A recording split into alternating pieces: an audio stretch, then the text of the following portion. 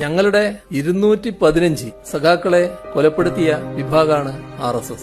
ആ അരുംകൊലക്ക് നേതൃത്വം കൊടുത്ത സംഘടനയാണ് RSS. അതെല്ലാം ഈ നാട്ടിൽ സംഭവിച്ചതാണല്ലോ.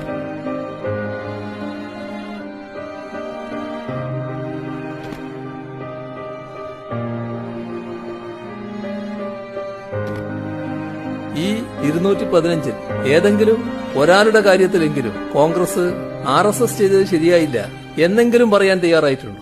ഏതെങ്കിലും ഘട്ടത്തിൽ RSSനെ ആക്ഷേപിക്കാൻ തയ്യാറായിട്ടുണ്ടോ? ഇവിടെ RSS ശാഖക്ക് കാവൽ നിൽക്കലായിരുന്നു അന്നേരം ഞങ്ങളുടെ പണിയെന്ന് പറഞ്ഞത് ആരായിരുന്നു?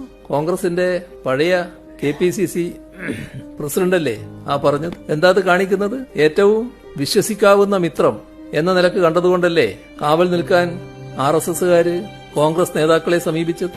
ഇതെല്ലാം നമ്മുടെ നാട് കൃത്യമായി മനസ്സിലാക്കിയ കാര്യമാണ്.